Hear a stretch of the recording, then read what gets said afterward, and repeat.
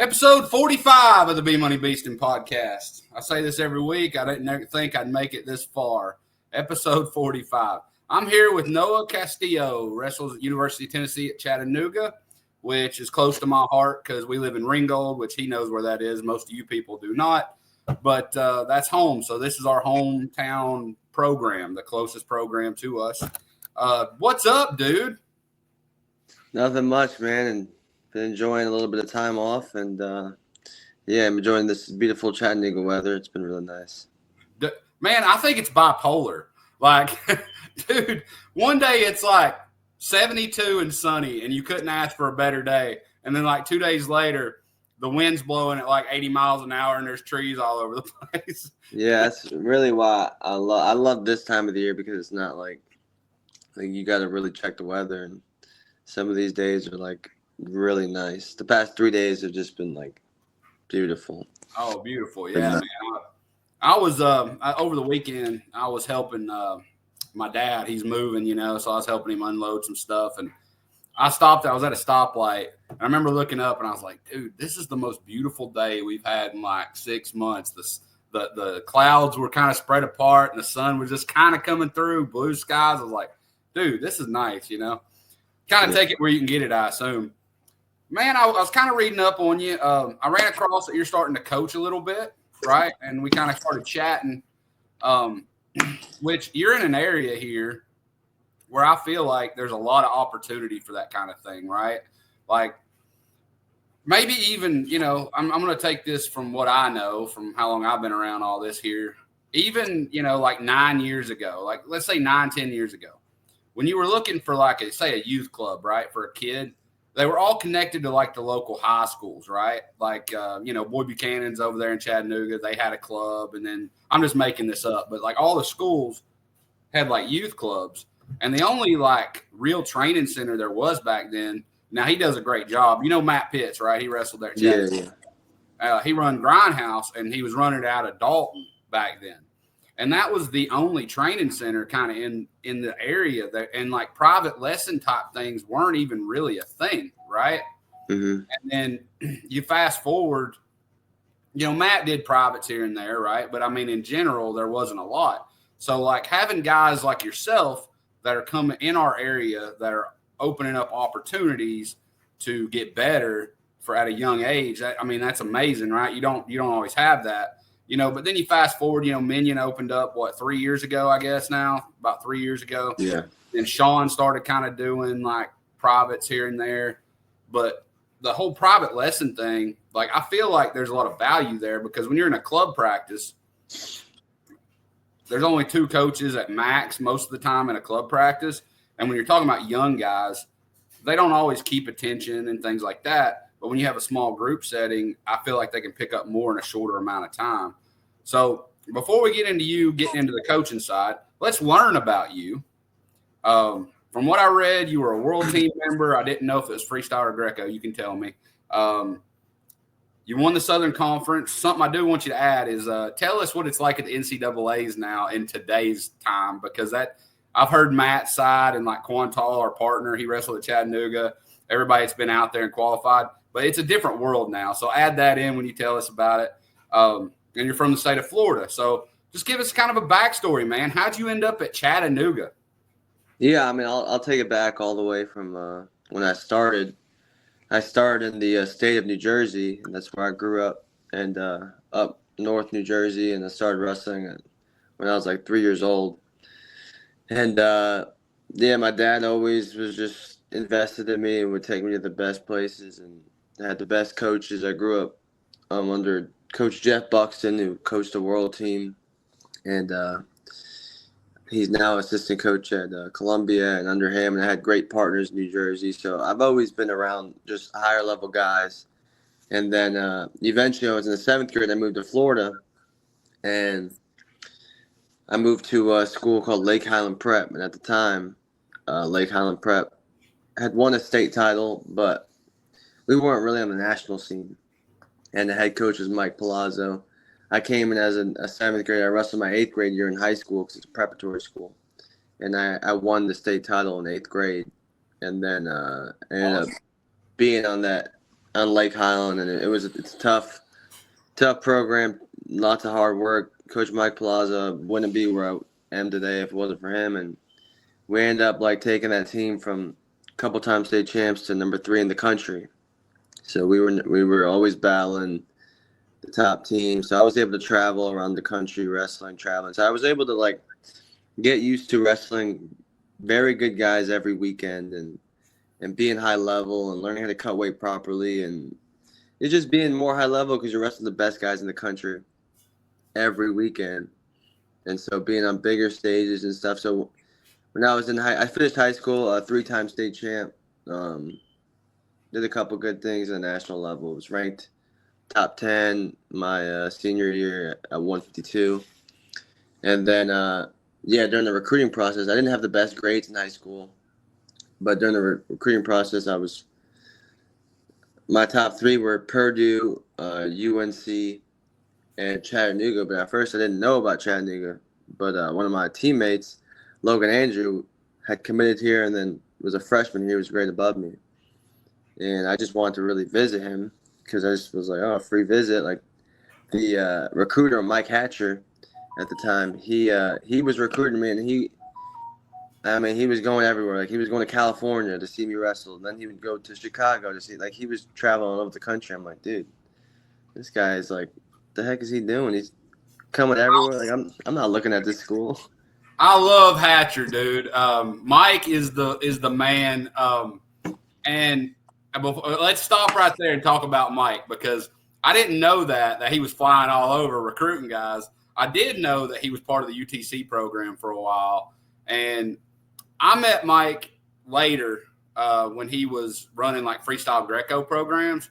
And he always stood out, dude, because he would walk into the practice room in like a Scarface suit every day, and his hair slicked back. And he was just like, he's got an aura about him that you just can't help but like. I just wanted to throw that out there. But go ahead. Yeah, he was really easy to talk to. He had a lot of high energy, but I was just still a little bit hesitant because I hadn't taken a visit there. And then he came over. He did a home visit. It was my first home visit, and kind of won my parents over with the whole opportunity. They were like, whoa, like I really like this guy. He seemed really invested. And in my head, like I was like a top 10 guy in the country. I wasn't planning on going to a smaller school. I wanted to go to the big school at the time. And then I took a visit and visited my friend. And honestly, like it was just like a really good visit. Like I just met everything was super personable. Like meeting the coaches, even my coach's wife, meeting everyone. It was just like, it felt like a family, like right away. When I took my other visits, it just didn't feel that way. And I was kind of forcing it mentally to try and think of it. But here I was just like, I had that feeling that you get when you know you're at the right place. And so when I went back home, it was really tough to make the decision to come here because I still wanted to go to the big school. I still wanted to be on the biggest stages. And it took a while for me to finally get over it and just basically nut up and make the decision to come here. And it was the best decision of my life, honestly. It was, and I'm so glad that at that point in time, like God was able to guide me into like making the most mature decision in my life. Because at that point, I was not the most mature person. So yeah.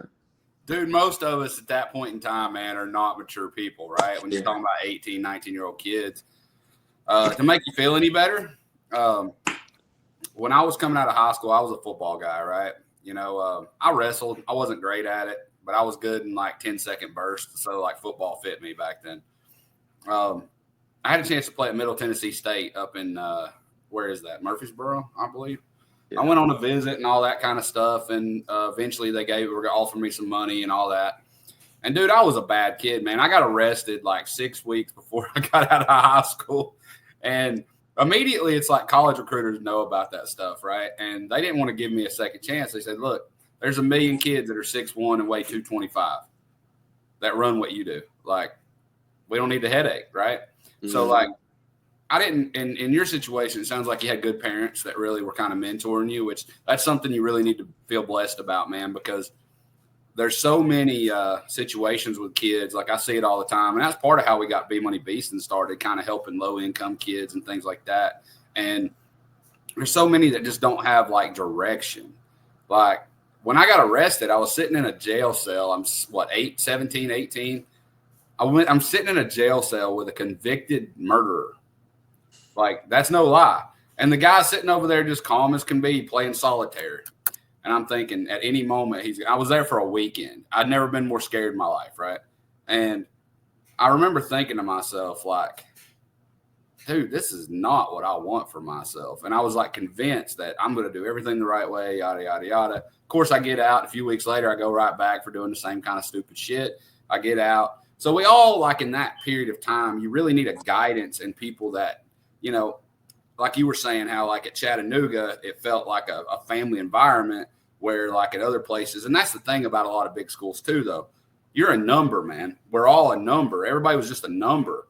But whenever you can find an environment where you can thrive in, and I'm glad you found that here at Chattanooga, man. Chattanooga, I love the University of Tennessee, Chattanooga. When they won the NIT the other night, dude, I was like, that is freaking awesome.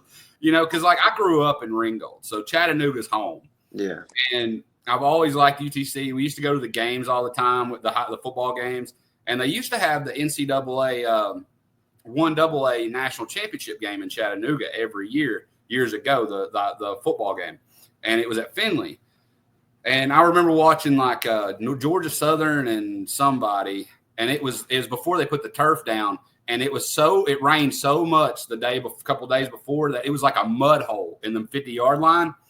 And dude, I swear it was like a 6-3 game. I'll never forget. It was the most boring football game you've ever seen, right? But every time they'd hand the ball off, the guy would just fall down, running back just fall down. So it was, but like that whole culture there is just, it's always been, oh, well, they're a small school, you know, they can't. But dude, over time, there's been some good guys come out of there. And I'm kind of curious though for you. You've lived here now. What year are you in college right now? This is my 5th year. Oh, so you're like a redshirt senior. Redshirt senior, yeah. Okay. So what do you think? You've been here 5 years. What do you think of the city of Chattanooga? You spent time here. Like, what do you like about Chattanooga? Yeah, I mean, realistically, Chattanooga, there's so much to point out, and I think that the cool thing about it is that everyone can find like what they like in the city because it's just so versatile. It just depends on what you're looking for. And a lot of people that love this city, they have reasons that like I don't love this city for. True. Like I'm not a big like hiker. It's always the option and stuff. Like I've done it before and it's cool, but like I'm just like I love this city because of like all the opportunity, it's literally always changing. Like every 2 months, there's a new restaurant, like a new something. A new like they just built a new golf simulator like 15 minutes from here. Like there's always new things getting built. Everything's evolving here. The city is just changing like in your eyes, like, and you just like you see things getting built, things getting taken down, and it's like I'm just a part of something that's like the city is changing and it's like changing for the better, and it's cool to be a part of that. They have the best food in my opinion in this city, like. So many good restaurants, so many good attractions, and just you kind of got all the opportunities here, especially with business. There's a lot of opportunity as far as getting a job here. Oh yeah. So yeah, Man, it's kind of, it's funny you said that, talking about jobs and things. 2008, I got out of high school in 2007. I won't go into that backstory, but that jail time did me in when it went to college, right? I had to end up doing it online years later or whatever. But in 2008, we had a recession, right? Like the whole country was in like this bad recession. And dude, there was nothing to do. And luckily I found my niche, but I remember like guys I went to high school with, like lived with their parents, man, until they were like 30, right? Because they couldn't find work. And then it's like they built Volkswagen, they built Amazon, they started bringing in all these giant businesses, and it's like overnight, like the economy, local economy, like just started booming, right? And I think that trajectory is going to keep kind of like you said. It does evolve a lot, And then I just read not long ago. I'm a big Lookouts fan. Have you been to a Lookouts game since you've been here? Yeah, I go to a lot, but I can't wait till the new stadium. That's what I was going to say. Yeah, man. Like what I've been here through the whole thing, but like the Chattanooga Lookouts used to play at what is that, Ingle Stadium over there, the old Ingle Stadium, which is over by the hospital there, right Chattanooga UTC. And I remember as a kid, Ken Griffey Jr., this is an awesome story. I think you'll like it. Ken Griffey Jr. was sent down to AA. I think they were AA at the time. He was like rehabbing an elbow or something. And they handed out these tickets that said, if Griffey hits a homer, you get a Whopper on us, right? So there was like the old Burger King logo or whatever, and you got a free Whopper if he hit a homer. It's like the bottom of the seventh, and he cracks one, dude, and it bangs off the foul pole, right? And that place, there was probably, 200 people there, right? Which for that little stadium's a big deal at the time. And it erupted, bro. Everybody's getting their free Whopper. And it's crazy, the AT&T Stadium over there that's downtown now, dude, it don't feel like it's as old as it is. But really, it's like 20-something years old now. And I read where the plans and how they're going to build the new stadium across the river. And apparently what sucks, though, is they're going to tear down AT&T Stadium and build, like, parking garages or something. But, I think where it's at, though, like, to me, right by the interstate there, dude, that's awesome. Like, you can drive by and, like, see like, the ball game. But I don't know, like, on the other side of the river, you could probably still see it, but it won't be the same effect. Right now, it's right up against the interstate. So, I don't know. But, look, like, that's something, too, like our city has that a lot of cities don't. Like, we got a minor league baseball team. Now we got minor league soccer teams popping up, like the Red Wolves, I guess is what it is, over there in East Ridge. I'm telling you, man, I think I'm with you where everything's kind of shifting it within the city. And I'm not a big hiking person either. I've been to a lot of those hiking trails over the years. Dude, I'm with you. I like going to nice restaurants and I like the sidewalks and seeing things and, and it does evolve. And there's a lot of cool, like there's a counterculture here of thrifting and antiques. It's real big in our city, so it's like a different kind of, I don't know. I would rather be in Chattanooga than I would rather be in I was thinking about armies up in New York State, right? Yeah. You're probably not going to see much there. It's kind of flat. I'm just making that up, but it's just a good place to be. Do you plan to stay here long term and enter your career in the city? What's your plans now that I guess you graduated? Yeah. So realistically, I have no set plan in where I want to be. I know I kind of take it year by year. Hopefully I'll get to the point where I'll be like, okay, I'm going to settle down. But I have a girlfriend we've been dating for almost 4 years, and she plays softball here. Okay. So she's definitely got in my future, and if anything, she's a chemical engineering degree, and she's about to graduate. So I might have to be versatile and go where she goes, So. Yeah. That's one thing I got, but she has another year here, which influenced my decision to stay here in Chattanooga for 1 year. But yeah, I love this city, and it's tough to leave. I mean, I ask all the people who graduated from here, wrestlers, when they leave, they wish they can come back, and they love it here, and a lot of people stay, they really do. But I think change is good. I always like change. I always like to. I think change is good, and getting yourself out there, experimenting. So I wouldn't mind going somewhere else, but who knows if I end up back here, I'll say this, man. I agree with that, man, with change and new experiences and things. And I think, you were talking about your girlfriend has a year left. She graduates, right? So I'm just guessing. What are you, 26, 25? No, I'm only 23. Oh, dude, you got through college fast, bro. All right. So you're 23. I guess your girlfriend's same age, 22, 23. Yeah. So you got a 6-7 year window there that you kind of get to figure out. Now, this is if you don't have kids real early. Now, I'm just telling you that friendly advice, my friend, okay? Yeah. I tell Sean that shit all the time, too. I'm like, man, you ain't going to get it till you have a baby, bro. when you have that first one, it changes everything. Yeah. And like me, looking back at my life, I was an 18-year-old dad, right? So I might have been 19, something like that. But I look back on it, I don't regret it now, but I do look back on it, and I kind of missed out on like that 5 to 7 years where you kind of go different places and try new things and figure out like who you are.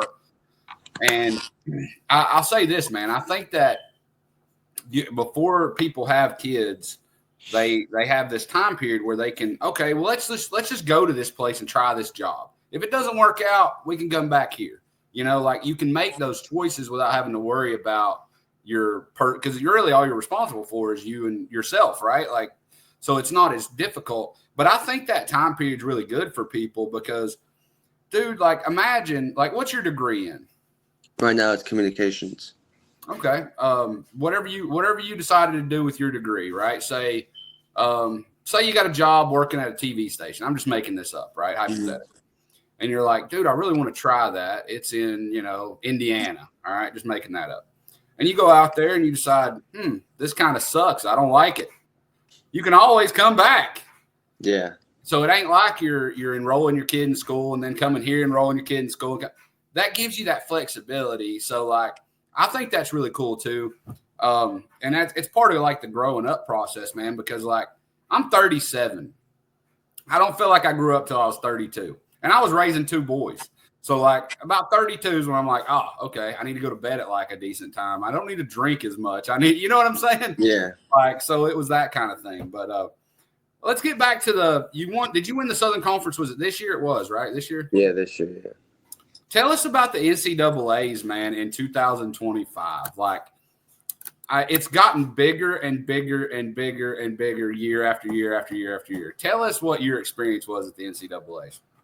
Yeah, I mean, my experience was great. I think that if you're just in the moment, like it's tough to not have a great experience because it's such. If you're in the sport, if you love wrestling, it's the mecca of wrestling. It's where you want to be, fan or spectator or competitor.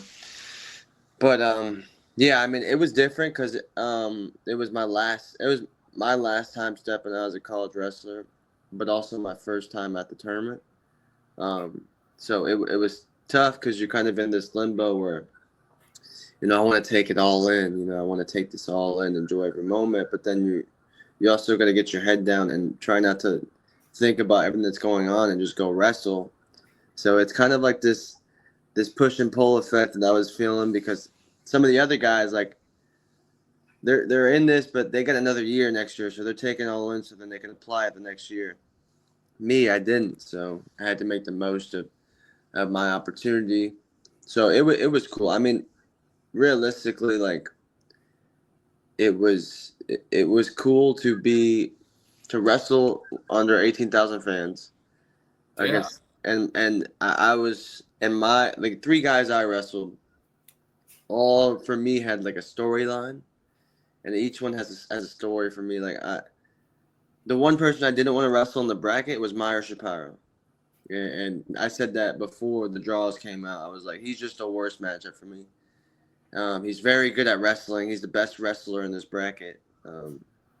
He's just overall really good at wrestling. And I was like, he'll give me trouble. And then I pulled him in the thing. I was like, oh shoot. And then, but I wasn't scared or anything. I was like, this is gonna be tough, and I knew how I could beat him.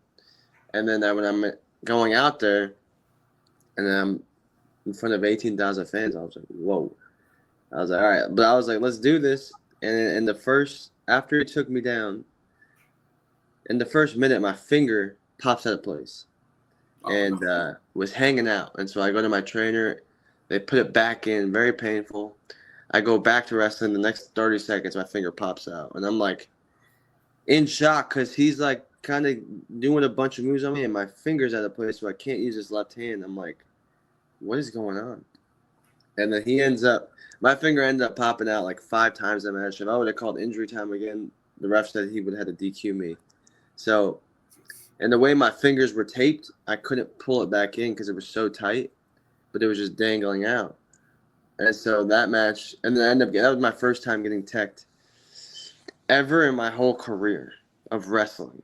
Wow. Yeah, I've never been tech before, even when I was a little kid. Okay. So it was like that. I was like, no way, I just got teched at the biggest stage with everyone watching. But I was just like, you know what? This is the most embarrassing. Like, this is the worst thing that could happen for you. Like, who cares? Let's just go to the next one. And I see I have Ja'Cory Teamer, and I was like, oh, like this is a tough matchup for me. But I was just like, you know what? Let's just go out there, wrestle, stalk him down. I knew he was banged up, but he was banged up more mentally, if anything. And I knew that if I just stayed on him, like, Well, he became a meme mid season. yeah, he did, and I've known him growing up. I've known him, like, we were talking a little bit before the weigh-in just because I was just saying what's up. But I could tell, yeah, I could tell he was off, and he was just off. But during that match, finger. Then it became like, how am I gonna deal with this finger? That was the whole question because my finger kept popping out in warm-ups, and I was like, I can't have my finger popping out and beating these high-level guys. Like, this is gonna be tough. Like, and I was always saying, like, I don't need a finger to beat anyone, but when it was out, like, my mind changed. Like, I needed my other hand. Yeah. And so in that Ja'Cory match, like, I finally we taped it so where I can pull it back in. So I was able to pull my finger back into place like 4 times that match. And I really, like, grinded that match out and ended up beating him. And that was like a big moment for me because it wasn't just about beating him.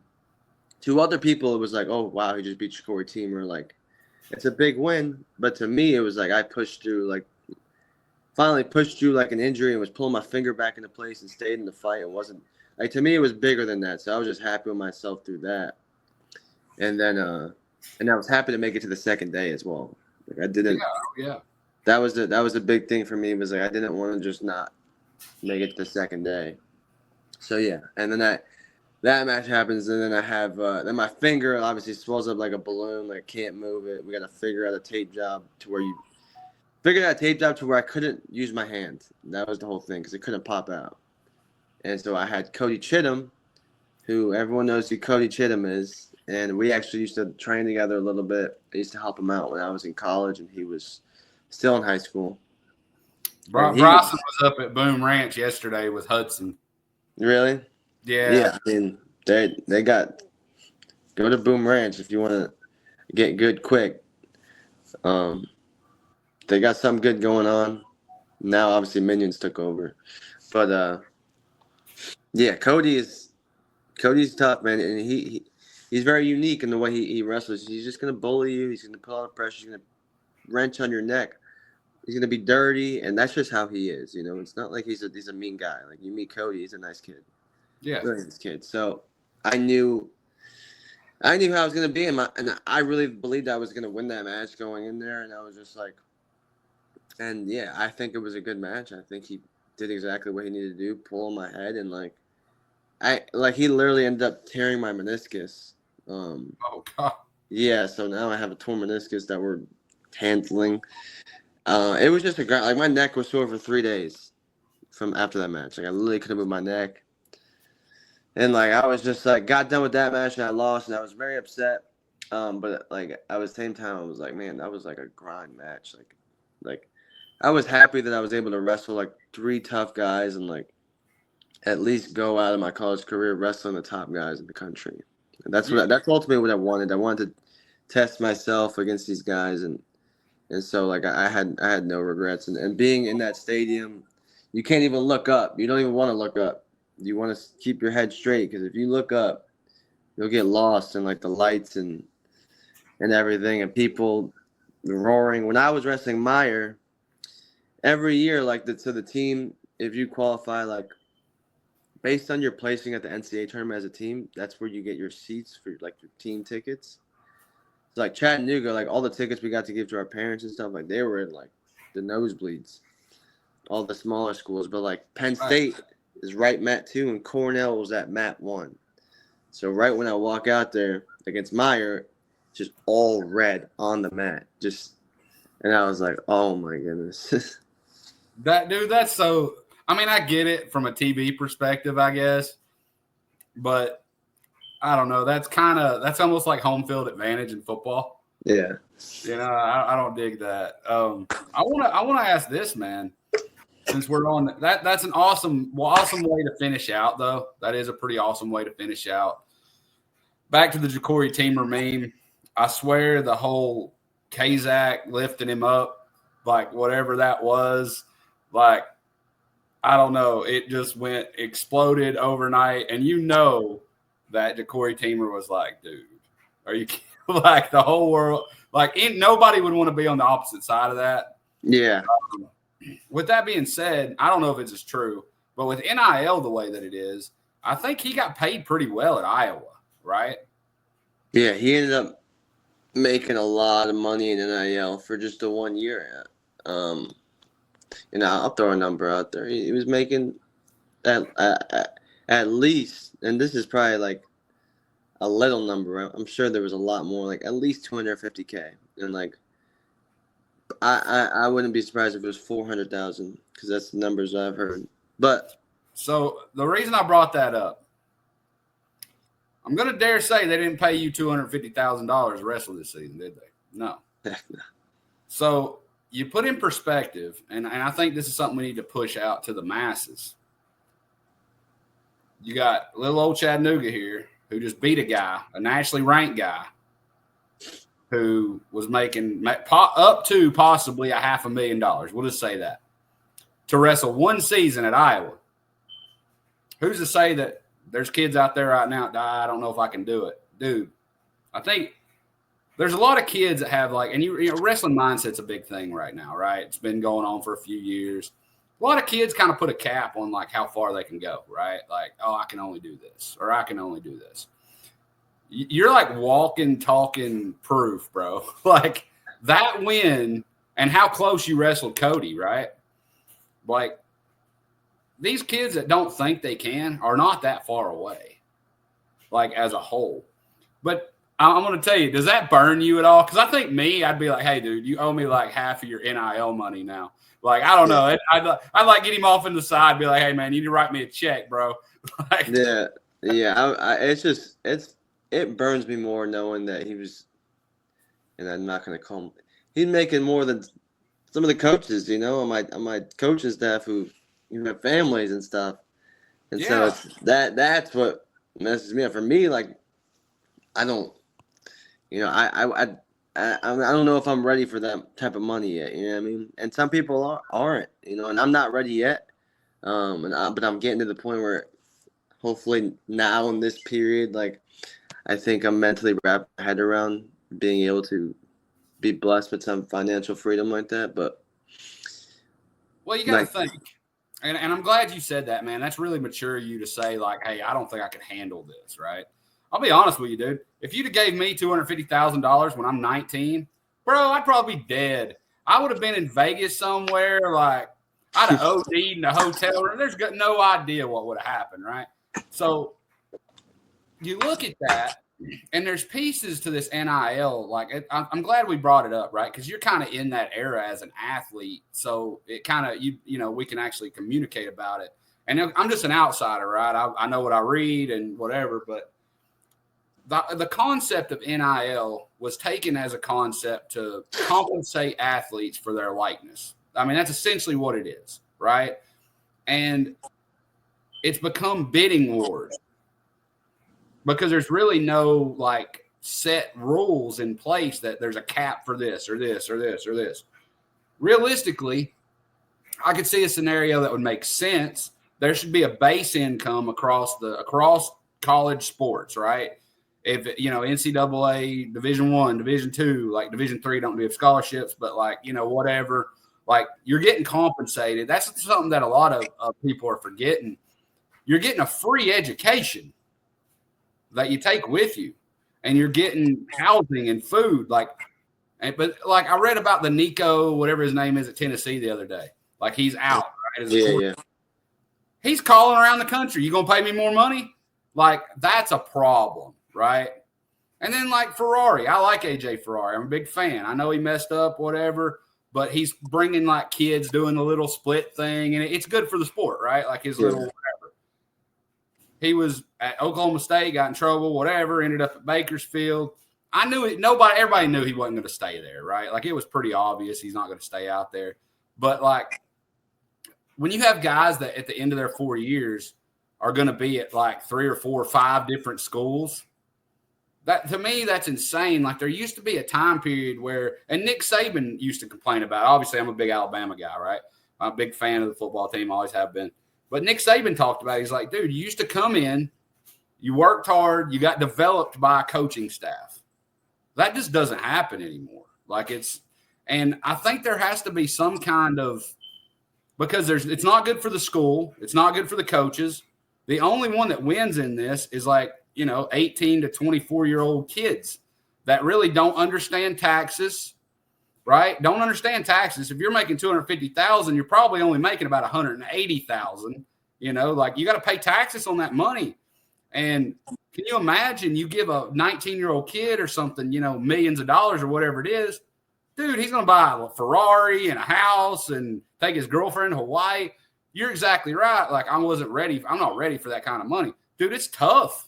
And you're trying to give this to kids that really aren't ready for it. I think that there needs to be rules in place. So I'm just making this up. As like a high school kid, there should be a set amount, regardless, right? Regardless. I know Bo Bassett, Jax Forrest, and all these guys coming up, Marcus Blaze that are coming up. Granted, they probably earned, a little more NIL money or whatever, but they're also getting these sponsorship deals, right? With like Rudis and Nike and whatever, right? So do the schools really need to invest all this money into a recruit, right? Like you're not guaranteed anything out of that, right? Like at all. They could walk in day one, break their leg in practice, never compete for you. It could happen. I'm just making that up. So like maybe it's the high school recruits get a certain amount. Then like, conference champions get a certain amount. NCAA qualifiers get a certain amount. NCAA All-Americans get a certain amount.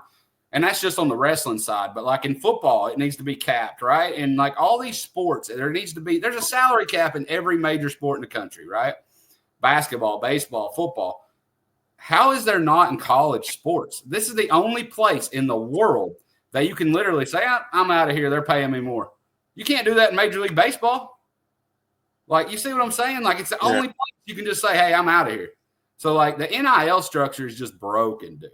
And I'm not shitting on Ja'Cory Teamer, but he went 0-2, right, at the NCAAs. And they paid him probably up to $500,000. Like, did they recoup that investment? No. I didn't mean that bad towards anybody, but you see my point, right? Yeah. And and at any given time, I guess didn't he enter the portal, or did I read, or is he done? He's done. Is he done? Okay, I thought he was, but I wasn't sure. So you got guys, and now as soon as the season was over, you've seen like a ton of dudes jumping in the portal, and they're all like kind of seeing, how much is this one going to give me? It's all about money. It comes down to money now. Like, think about wrestling. We love the sport, right? But in general, it's getting better, but it's not a revenue-generating sport. It's not. So I think it could be. I'm kind of interested. And, dude, I think you should do this. I'm just going to throw this out here. If you're not done wrestling, look up Claw. They are doing some really cool things, and they're paying those guys really well. Just look that up. I interviewed the owner last week or 2 weeks ago, Tom Hewitt. And he's got a good backer apparently, because I think he's paying like $5,000 per match or something. And then they get like a 10,000, like each duel team gets like, if you get to the super duel of the second date, you get like $10,000. There's like bonuses for quickest takedowns. And like, it's a really cool thing. And his goal is to start selling franchises to different cities and like have kind of like the NFL, right? Like, right now, I think they got 6 teams, like the Chaos, and I don't know. It's pretty cool. I was looking at it, the Claw, Championship League of Wrestling, American Wrestling, or something like that. But it's super cool, man. I was looking at the rules are a little different. Like, it's a 2-point takedown, but if you get a takedown within the first 15 seconds, you get a bonus point. So it, like, enforces, like, all these quick action rules. It's really cool. But that's something maybe if you want to like a couple dates, man, throw your name in the hat, go wrestle a couple matches, make some money. Yeah. But what was your and you don't have to tell me numbers or anything, but what was your like environment like with the NIL thing? Like how was that handled on your end? For me, I didn't really.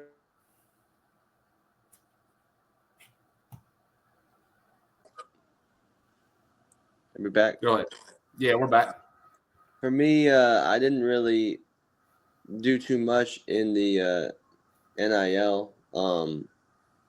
I've had a couple NIL deals, but like at a small school like this, it was really tough to really unless you run the basketball or the football team. Like we don't have a lot of NIL deals, and honestly, personally, I didn't really care for it. I didn't want to put myself out there. I didn't want to have a lot of content. I did it at the time. I wanted to put my head down and not have anyone know what I was doing.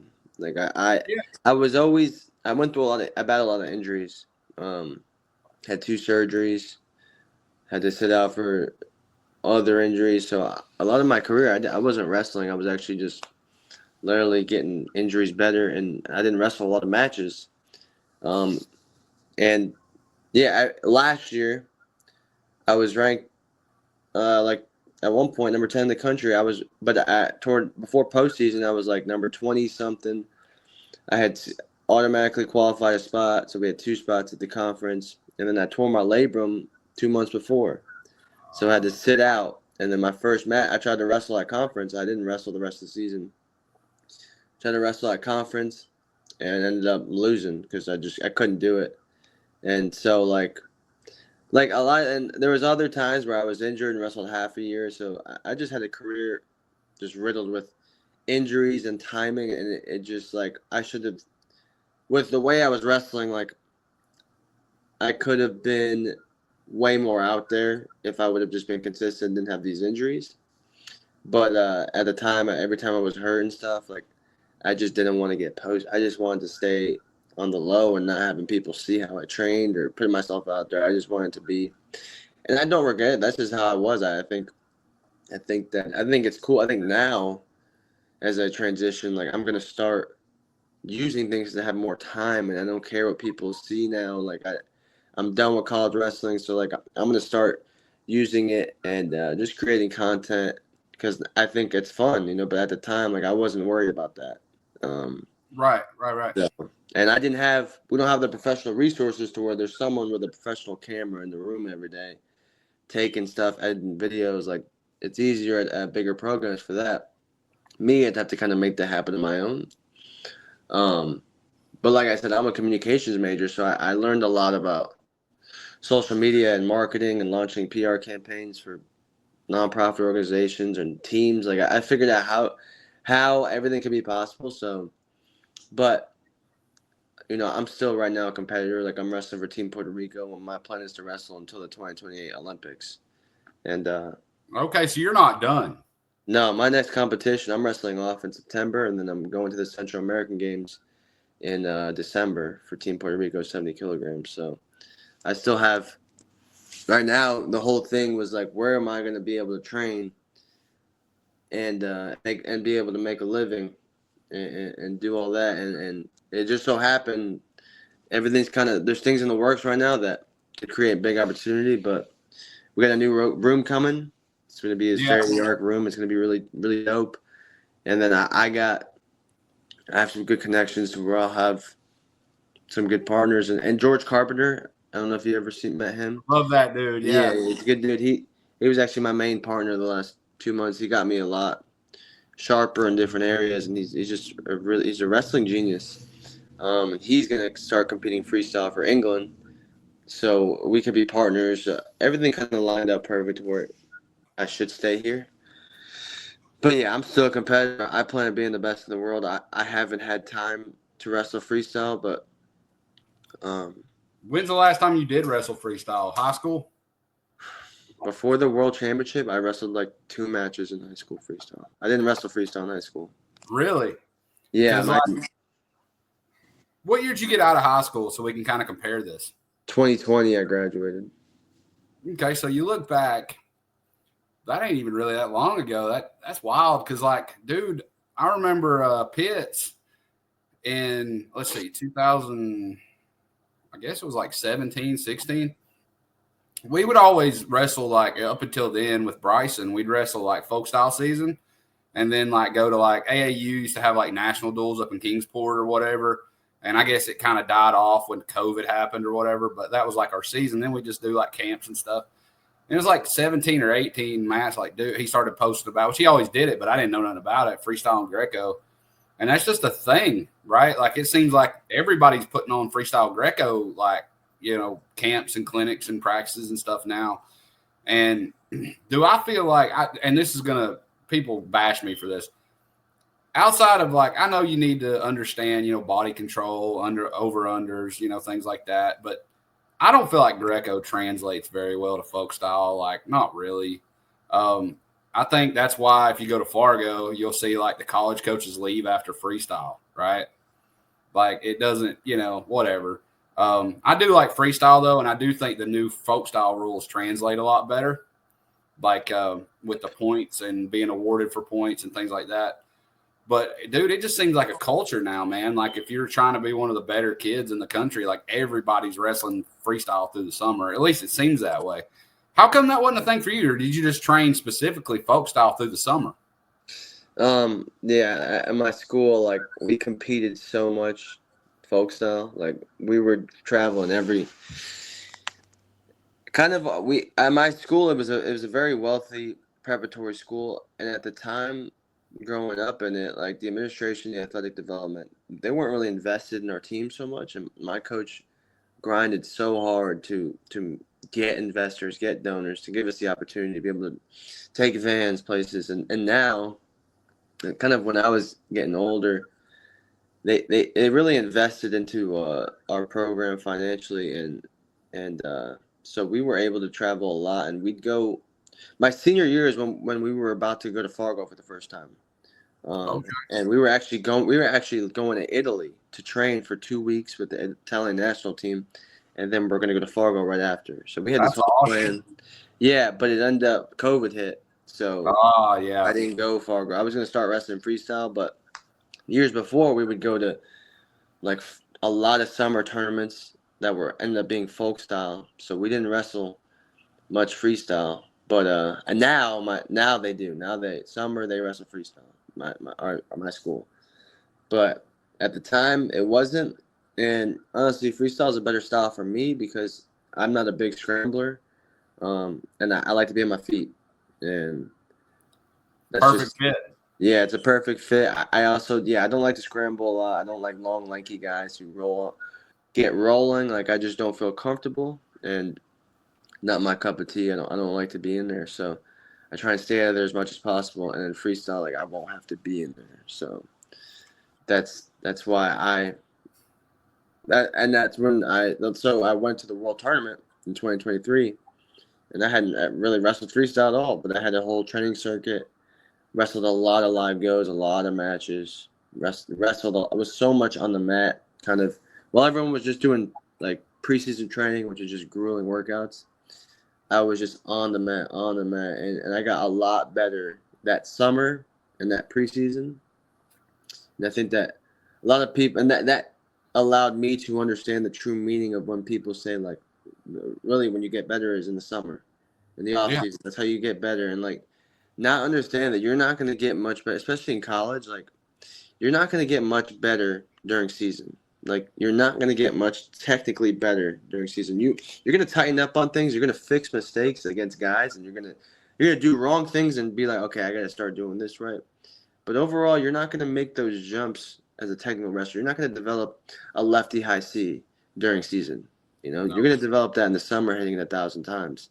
So training in the summer is big, but also going to tournaments, competing is big if you show up prepared. So, like, preparing for a tournament is big because you're doing all this training, showing up as prepared as you could to be able to wrestle. Some guys, like in college, summer, they don't compete. Or, like our team, like, we go to the U23s. So, like, some guys will show up just super unprepared, so it's like they didn't even train hard and they lose. It's like we couldn't really get data or intel from that. You were just not in shape. You weren't even coming to a lot of practices. So it's Right. like showing up competing, but showing up prepared. And if you do that, I mean, you will make jumps quick. And going to the world tournament, I was very prepared, and I ended up pulling a Russian first round, and it was a tough draw, but I ended up losing 3-1. I was on his legs twice in the last 30 seconds, and he was gassed. And I was like finishing, but was making mistakes going to the waist, trying to transition. I ended up losing the match. He ended up losing in the match before like making it to the semis. But that kid is now ranked like number 4 in seniors. So like he's number 4 in the world right now. So he's a stud. And so I kind of was able to gauge myself because he had like a close match with the world champ, and I was like, "Dang, like I really could do this." Like You're right there, dude. yeah, I'm right there, and that's the difference between college wrestling and competing internationally. It's like this is its own little world. Like it's a grind. It's grimy. You got to go through gruelingness. It's the hardest thing you could do. And you ask any successful wrestler that's wrestling in the international stage, you ask him what's harder, like this or like college wrestling? It's like college wrestling. It's the hardest. It's the hardest thing you could possibly do is being a Division I wrestler, being a starter, and competing week in and week. And I can't even imagine being in the Big Ten is even 10 times harder because every week it's even tougher. But it's like it's grueling, man. Training's tough, and you don't. A lot of it isn't super individualized. You're not training for what's best for you. You're a part of something, and you're doing what everyone else is doing because you're a part of something bigger than yourself. When you start to transition internationally, you're kind of doing everything that's for you, Yeah.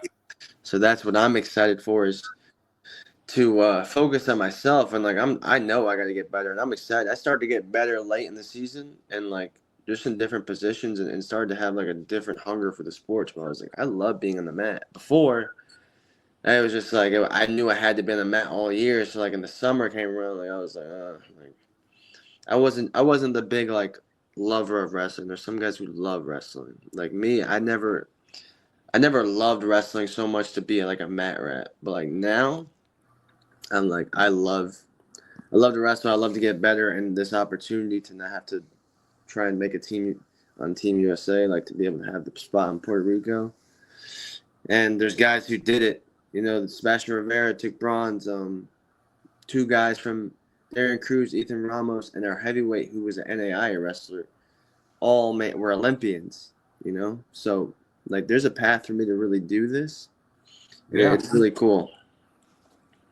So are you going to start being at Macaulay next week for RTC practice? Yeah, so I would, but here, like I mentioned, I actually tore my meniscus. Cody tore my meniscus. Yeah, that's right. Him, and then my finger, I can't even still move it. It's still like I was going to ask you, dude, like you're taped together right now. Yeah. Yeah, like I still have 3 weeks to keep my finger in here because it will dislocate, and then we're gonna. I could have gotten surgery, but I'm gonna go conventional because I don't want to go through a long recovery process because it is just a small tear. So I just recovering that, and I'm gonna still be. I still want to show up and watch some wrestling, but I'm gonna be around. I just took a couple weeks off, just to kind of let myself.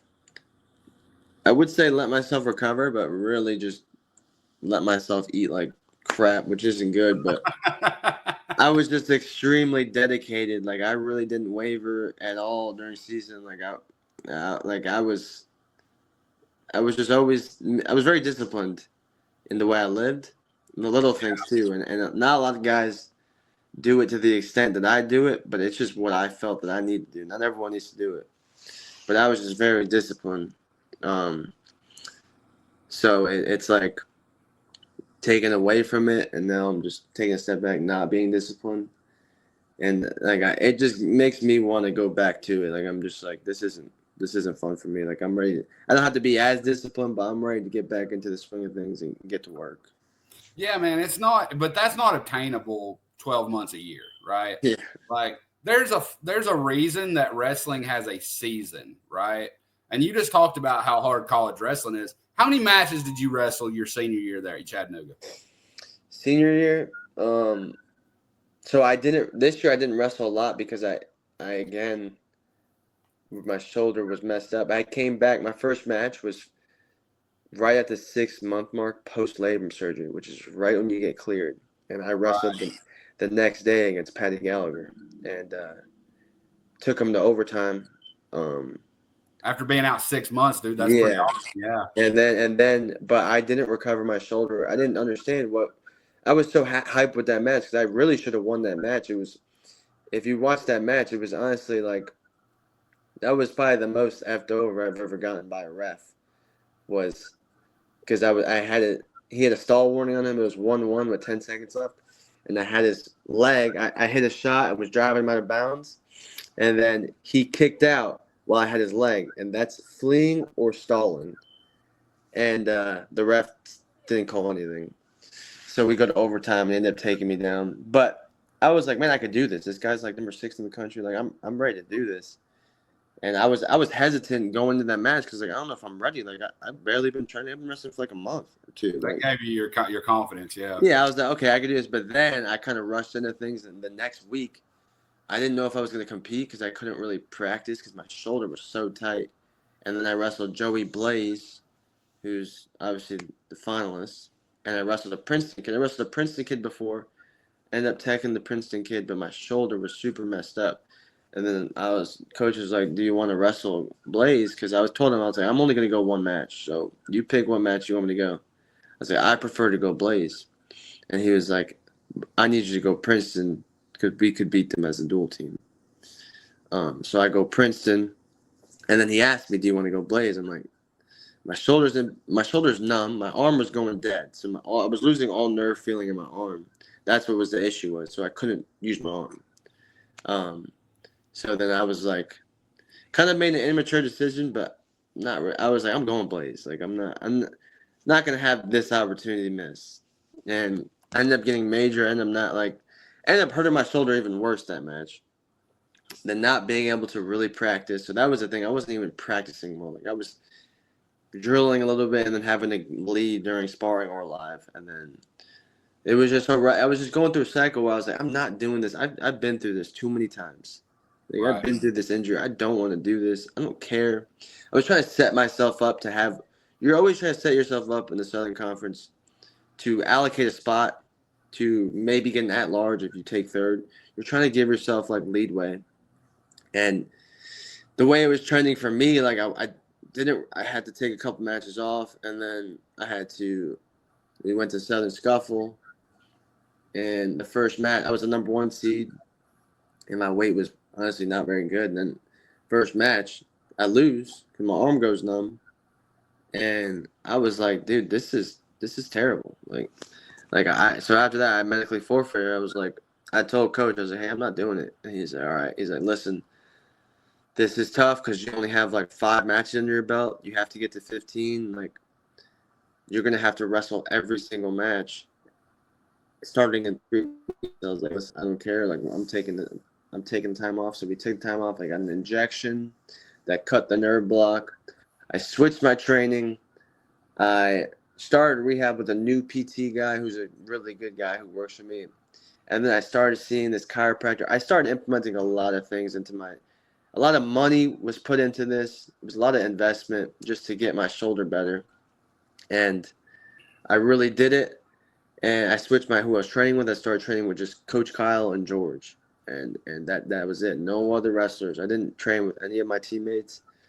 And then, I was able to come back and slowly get back into it. And my shoulder started to feel better. It took a lot of work, but then I didn't lose a single match. And the rest until I wrestled Meyer. You were saying an injection. Well, what kind of injection did you get? Because we went through that, I want to say in November. Bryson had a small tear in his rotator cuff, right? And it started aggravating him. And the trainer, he goes to the same high school I did, right? He's at Ringgold. And the same trainer's there, 30 years. He's been there like 35 years. Great guy. And he had told me about the stem cell treatment, right?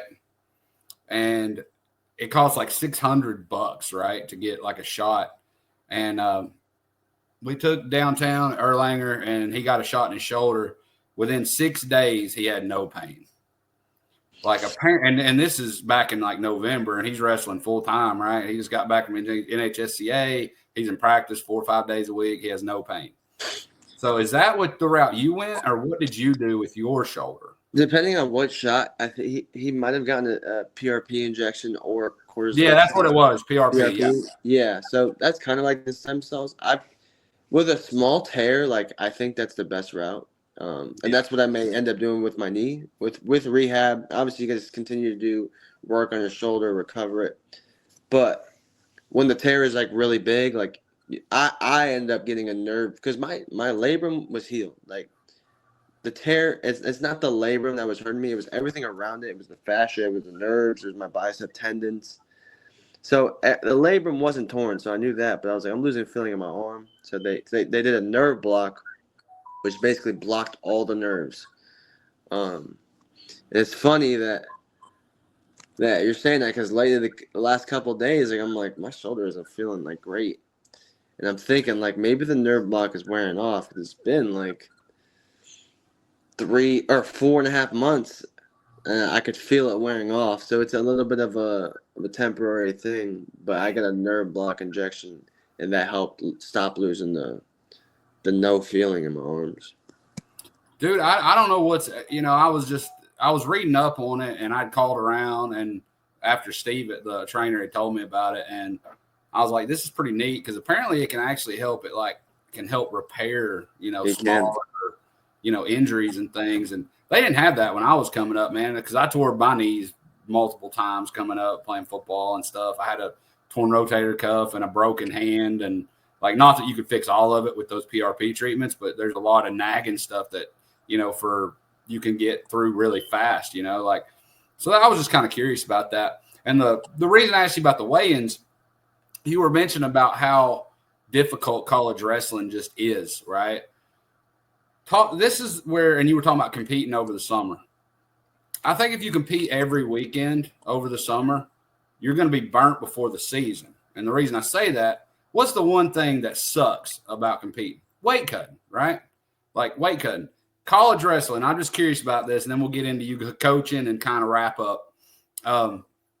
Dude, you wrestled 57, right? Was that right? Yeah. What was your walking around weight? And what was your your process of getting down on weight? And just making this up, but say you wrestled 20 matches, right? 22, yeah. Right? You had to make that weight 20 times, just for instance. So that's difficult in itself, right? That's why you see high school kids, if they're walking around 28, they're going 26, right? That's nothing, right? So give me that process on a college scale. Yeah, I would say, this was my first season at 57. I was a 49-pounder for 3 years. Oh, okay. So 49 was that. My first year was really rough. I wasn't disciplined, so I was getting up to, and I was weighing in way more. So it was my sophomore year, my redshirt freshman year. I was weighing, I'd be 18 over the next day. I'd consistently get to at least 16 over. Sometimes I'd shoot up bad to 20, and 2 days out, I'd be 13. Like, I was pulling a lot of weight. But I was also, and there was only that was an hour weigh-in. So you wrestled an hour. And there was times where I started the duel. So I would show up and I would cut a lot of weight, but I would work out. I wouldn't starve myself. I'd work out a lot. Like I would run. I was in good shape.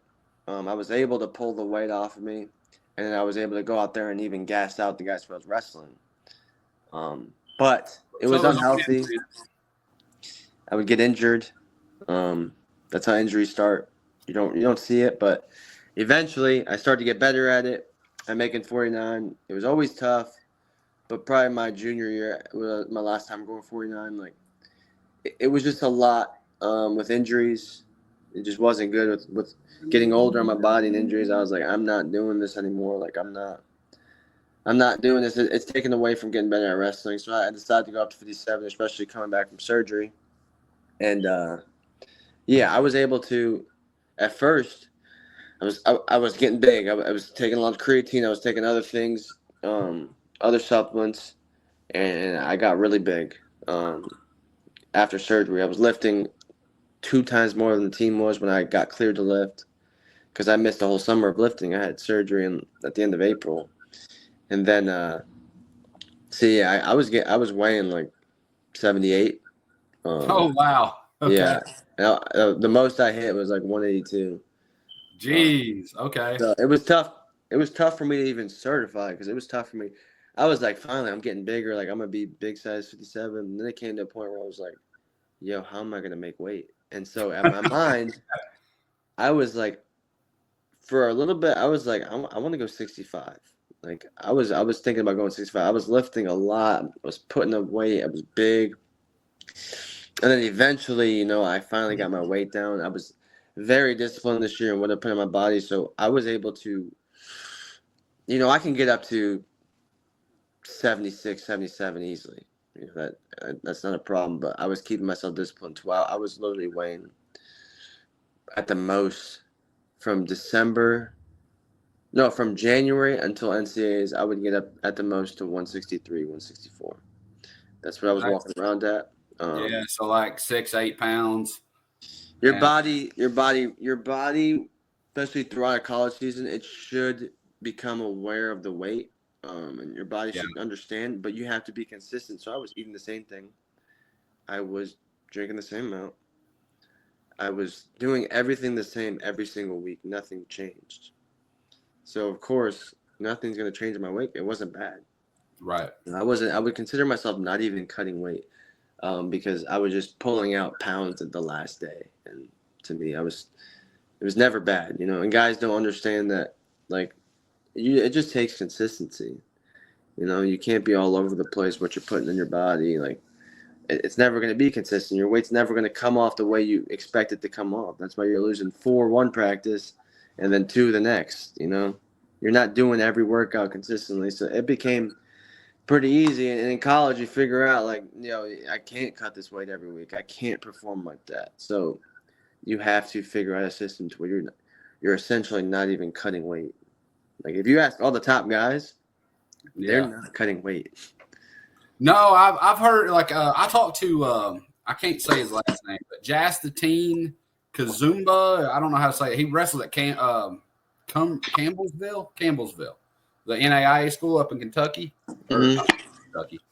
And he's got a big, massive, like, Instagram following. He's a funny guy, right? And when I was talking to him, I was like, dude, I asked him the same thing about weight cutting. He said, man, I was wrestling with one of our former national champs, right? NAIA national champ. I forget what he said his name was. He said he came into the room one day and he was wrestling with us, right? He graduated a few years ago. And he said, dude, when I was in college, I didn't cut a pound. He said, at all. He said, I didn't cut a pound. I said, well, what do you weigh? He said, well, I weigh like 168. I said, what are you wrestling? 65. And dude, he did. He did. And, I think he went like 2-2 at nationals or whatever. But, dude, realistically, it's just the whole, like, everybody loves to compete, but it's like that cut, dude. Like, even like this 3 weeks ago, Bryson was walking around about 31, right? Just fat, right? Like, eating fucking pizza and whatever. And, we're not in a season, whatever. Well, he had to make 23 for NHSCA, right? You got that 3 pounds or whatever. He's riding out there. He's spitting in a bottle or whatever. He was like 25, I think. That ain't nothing, right? Well, I guess he got up and got a hold of something. He was 3 pounds over when he got there for weigh-ins. And he had to grab a kid and they drilled him like a sweatsuit for like 30 minutes to go make weight. But you're like, that's the one part of wrestling that I think deters a lot of people, right, is the weight cutting, right? Like, it can be brutal. And it's one of those things, too, like when you're a kid, like you did it. You wrestled your whole life, man. You see, like, you go to like Tulsa, for instance. You see these like 10-year-old kids like weighing in after cutting like 12 pounds. Like, that's insane, dude. Like, one year we were out there and the kid in front of my son had cut from 87 or 88 to 63. He was like 9 years old. That's terrible. So you're like, he's not going to last long. He's going to hate this, but you know what I mean? So Yeah. That's why I was kind of curious about it because, like, even a high school season sucks, right? You have to maintain that for 3 months. Same thing with a college season on a bigger scale because you're talking about you got up to like almost 180 something and come down. Like, that's tough, right? But you were disciplined. Yeah. Let's wrap up with this, man. I've really enjoyed getting to know you, dude. You're super cool, and I'm sure you'll see me. We'll be up at the RTC practices, I guess, starting Monday, I guess. Yeah, heck yeah. But I wanted to ask, man, like I seen you're wanting to do some privates and things like that. Like, tell us about that, where they could possibly be held. Are you willing to travel? You know, that kind of thing. And then tell us where they can find you, like on social media, how they can reach out. Yeah, I'm sorry. Now I have more free time. I've been in the sport for so long, and I have really just been a student of the sport. And the cool thing is, it's like you said, like club practices are tough, because you got guys in different levels. You got guys who are young kids, man, and it's tough for them to want to pay attention to something that, like, how can I grasp his attention when they're on whole different spectrums of attention span? Oh yeah, They're on whole different things, so it's really tough in those scenarios.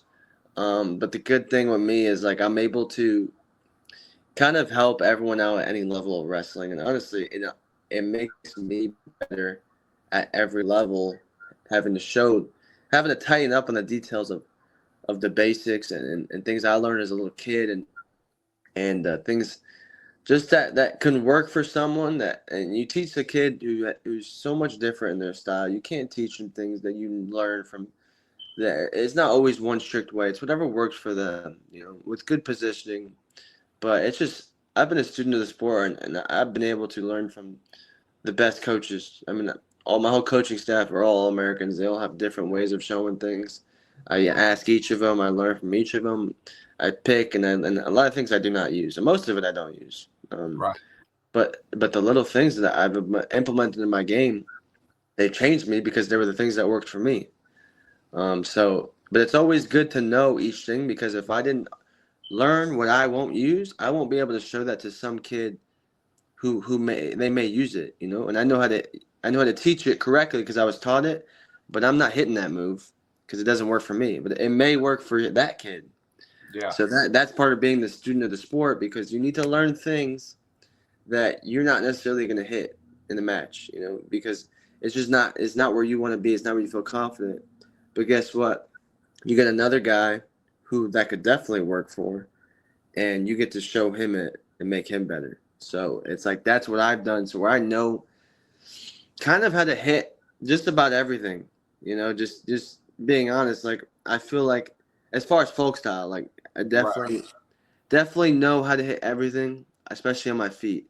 So I'm able to show that to kids and see how they are as wrestlers.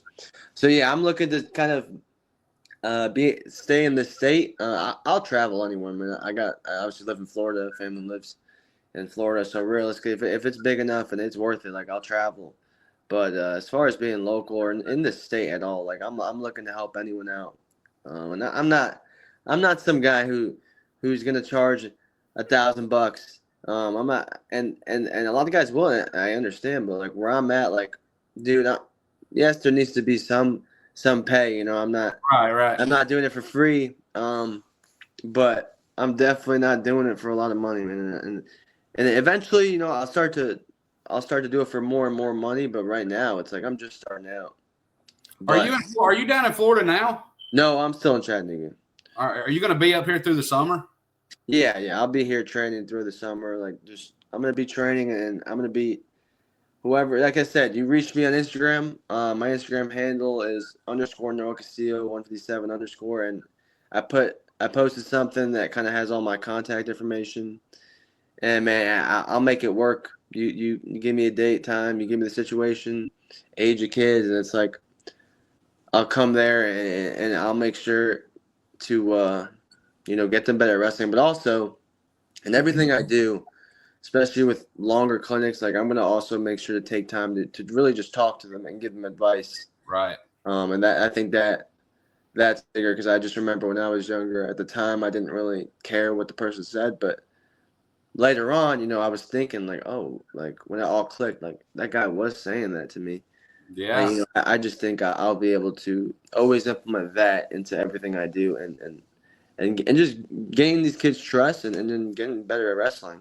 And I think that locally, that'd be my favorite, man. And helping out local kids like in this Chattanooga. I got a thought in the back of my head. When we close up here in a minute, just hang on. Don't go nowhere. Okay. I got something I want to run by you. I ain't gonna say it on here. They'll find out if it works out. Okay. Dude, follow my boy Noah Castillo. We're boys now. He's from Chattanooga too now. He's one of us. Dude, this has been awesome, man. You got an awesome backstory. I related to a lot of it. I was injured a lot playing football. Like, it can be depressing and like hard to handle. Dude, it's cool that you grinded through it, and now you're heading in this international scene, and I think that's awesome. By the way, you got the most badass shirt in the world. If you can steal me one of those, I'll wear it 2X. With that being said, bro, thank you for your time, man. Episode 45 of the Bmoney Beastin podcast with Noah Castillo is in the books.